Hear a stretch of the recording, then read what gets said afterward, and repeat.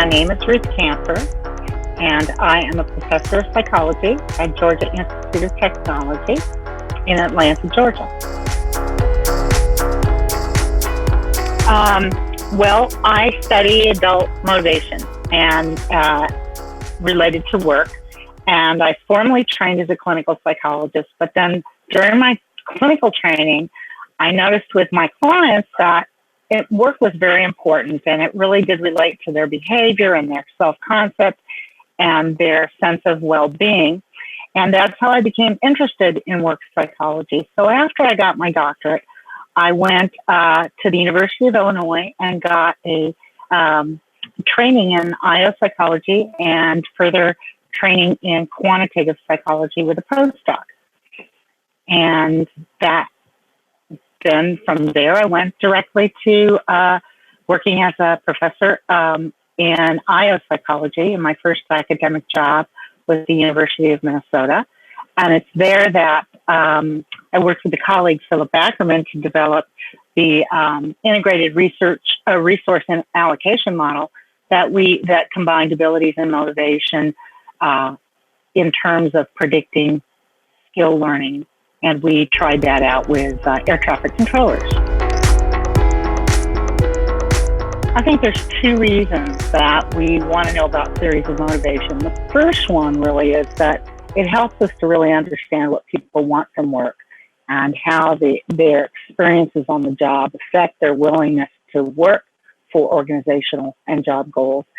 And it also tells us a bit about some theories of motivation, tells us about the way that individuals direct their own behavior to accomplish goals that are important to them. And those are all things, understanding how people, what they want, how they respond to conditions and so on, and how they regulate their own behavior is particularly important in being able to manage them. Okay, so that's the one big thing that it does for us. So the second thing that these theories of motivation do is they provide managers and supervisors with a guide for really how to think about a problem and possible ways to address the problem. So, motivation theories are in some ways like a woman's shoe closet. There are lots of theories that all fundamentally address the same problem or issue, understanding what influences an employee's allocation of time and effort and resources to a task goal. But some theories are all-purpose, some theories are only useful for specific situations, some theories are more comfortable or fashionable than others, some theories wear out quickly, some theories are perfectly good, but they go out of style. So if you have knowledge about different theories of motivation, it allows you as a manager to see the problem from a different perspective and then to consider a range of interventions that you might use to increase employee engagement. Well, there's a number of problems where motivation comes into play, and I've been working on several of them. One of them has to do with job search. Millions of people search for a job each year, and for some, the search can take many, many months. And so as the job search goes on longer and longer, discouragement can set in. So my interest in this is really in understanding and helping people to sustain their motivation for job search, even in the face of setbacks or difficulties. In essence, this is a self-regulation problem of the most difficult type because job search is about work, but it's very different than work. Unlike in a job setting where you have someone giving you goals and you get feedback and support, in job search, you have to develop your own goals, you have to create your own feedback, and usually you get very little support. So I'm very interested in understanding how we can help people stay motivated through a job search process. Another area that I've been looking at and studying is aging and work motivation. So it's really hard to believe, but the world's population is aging, and by 2020, 25% of the U.S. workforce is going to be 55 years or older. And so the graying of this workforce has raised both public policy and organizational concerns. How are they going to motivate older workers to work, and what factors and what programs are going to motivate them at work? Some people have suggested that work motivation simply declines with age. But our findings suggest that this isn't really the case. It's not a matter of declining with age, but that older workers want different things than younger and midlife workers want. For example, whereas younger workers might work particularly hard and be motivated by the opportunity for a promotion, older workers may not find that very rewarding.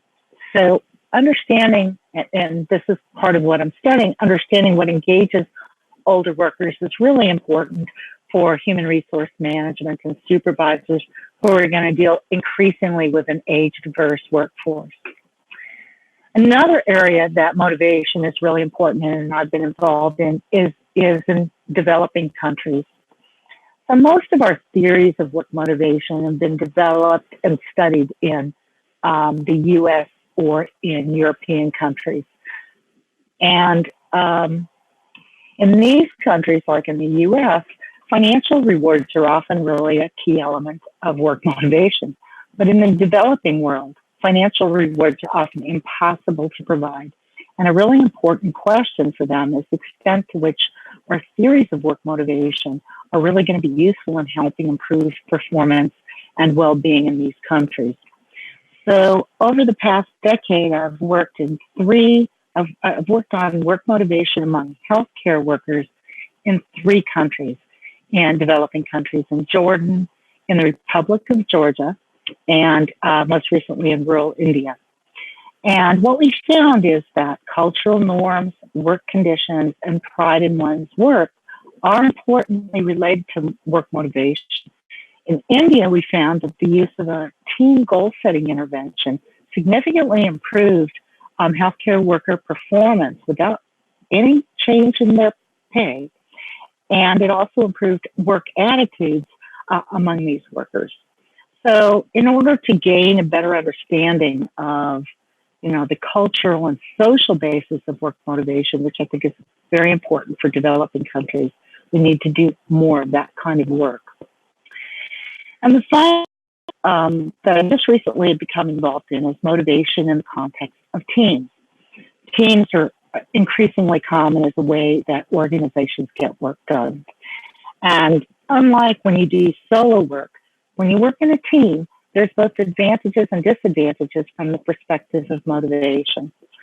So my current work in this area is to try to understand what teamwork processes promote and facilitate an individual team member's motivation and what might hurt it. And those are just some of the areas that work motivation is important in. I think it's a step process. There's really 5 major steps. So first, you have to ask, what is the performance problem? Can you describe the behaviors that produce the performance problem? Can you say when it occurs, how frequent it is?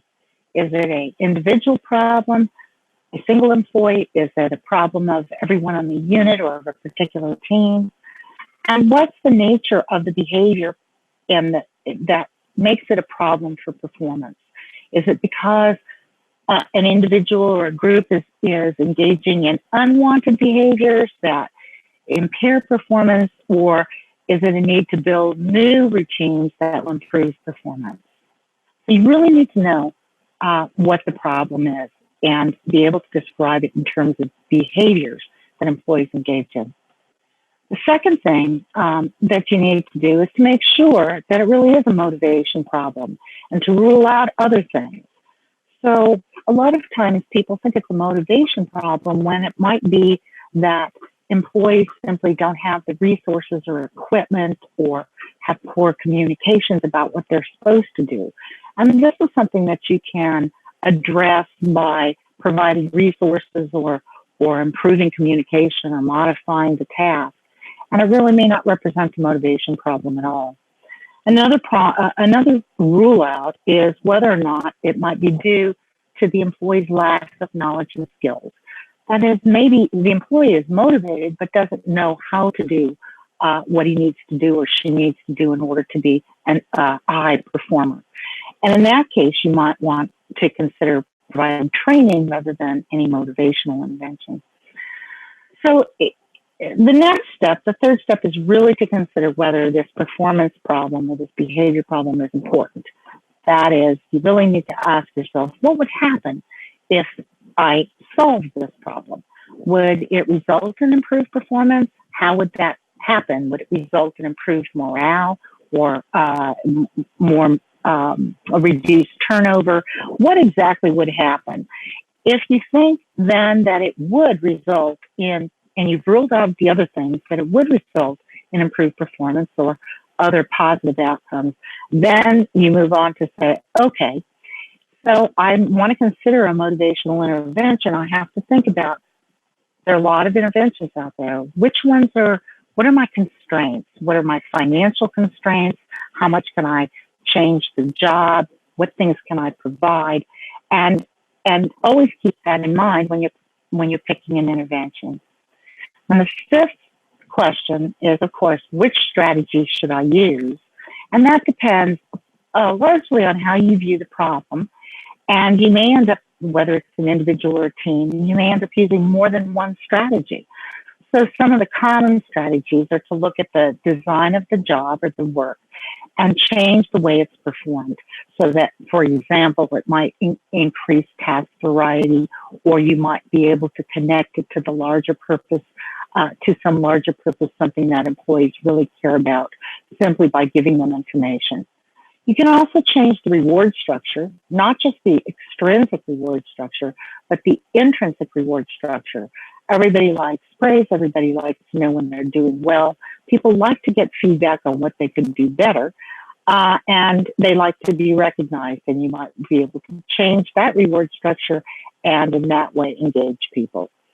One of the most common and tried and true ways of intervening to enhance, at least in the short-term motivation, is to set explicit goals, that you and your employees work together and identify explicit performance goals and how you're going to accomplish them over the next quarter. This can be done at the individual or the team level. If it's done at the team level, you probably want to also make sure that individuals within the team also have goals and know what's expected of them. And finally, you can do things which are a little bit slower in terms of engaging employees in the work in the work in the organization, but oftentimes can be very powerful. And that is to change the organizational climate or the norms.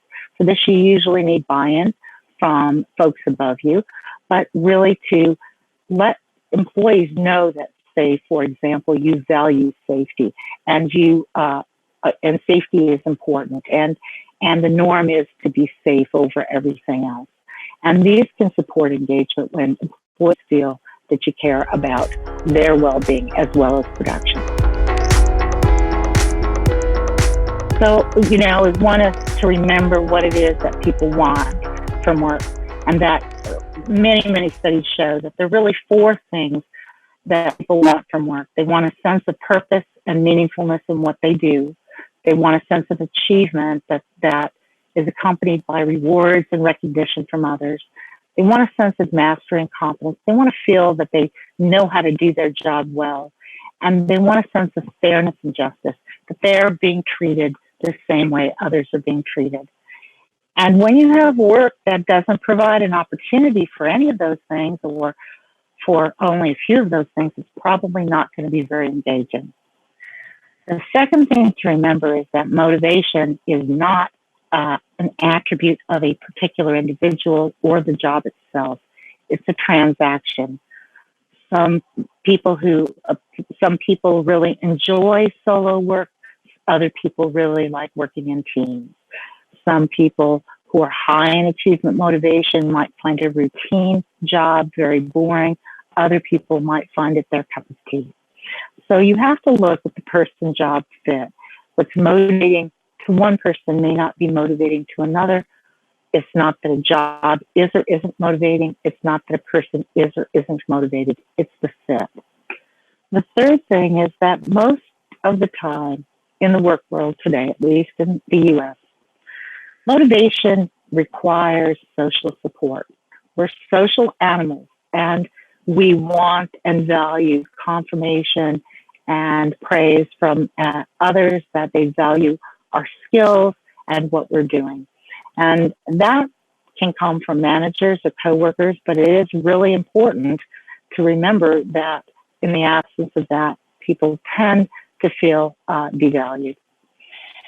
And the last thing is that people change just as work changes. So an intervention that might work in one situation may not work in another. And a intervention that works at time one may not have much of an impact 6 months down the road. Fortunately, one of the things about managing people and keeping them engaged at work is that one has to continue to assess the situation and see what's called for to continue to enhance employee engagement.